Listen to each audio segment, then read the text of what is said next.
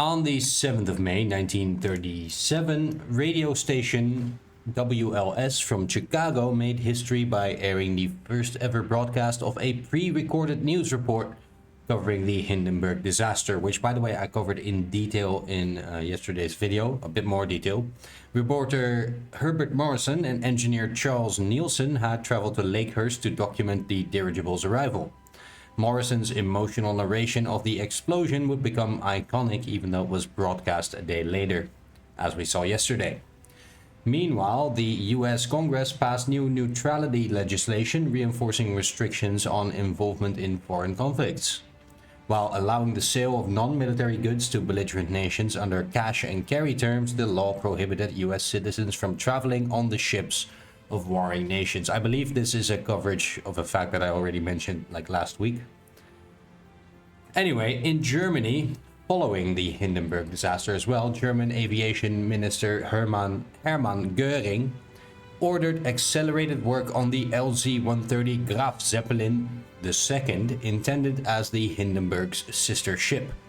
Despite public concern over airship safety, Germany aimed to continue using dirigibles for propaganda and prestige. They do look impressive, don't they? I'm kind of sad that we don't use them anymore, because there are different gases that are not hydrogen and they do not explode so easily. And it would be really cool to just see them floating about. I think they would look cooler in airplanes. Anyway, Soviet newspaper Pravda issued a strong editorial calling for stricter measures against religion and churches. This marked a renewed push in the USSR's anti-religious campaign, echoing the repression of the early 1930s. Finally, over in France, the first flight of a pressurized cabin aircraft, the Lockheed XC-35, took place. Designed for high-altitude research, it was equipped with a sealed cabin to protect the crew from low oxygen levels and pressure changes. Although it was developed in the United States, French aviation closely followed its development due to its potential military applications. The average temperature in Berlin was, let me quickly check that over here, 11.2 degrees. And that's it for the facts today. So let's return to the battle, where the bubble has turned red here on the front in the Spanish Civil War. We still have our Panzer division coming in, as well as another infantry division. In fact, I think the only infantry division that made its way in is the one that's suffering attrition. So that's not too great. They're also on low supply. Yeah, so should be fine once these guys get in, but for now it's kind of a slow grind. They have 99 defense against our like combined 99 each, 99, 69 against our combined 7 attack with 1 breakthrough. Yeah, it's not great. Oh, the Panzer made its way in now though. 79 all of a sudden, green bubble again. Panzer also only has like 5 attack though, because we're attacking at night. Oh, let's stop the time. And here we get the 4th event in 3 in-game days. That's like unheard of in this series. But yeah, here we get the Hindenburg disaster. The German passenger airship Hindenburg was destroyed yesterday, while attempting to dock at the Lakehurst Naval Air Station in the United States.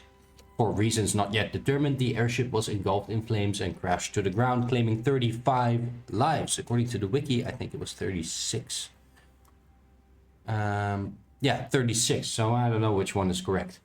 Due to the scarcity and expense of helium and the US ban on exporting it, the Hindenburg, like all German passenger airships, was ultimately engineered to use hydrogen. This is something I mentioned yesterday as well, which provides greater lift but is also flammable.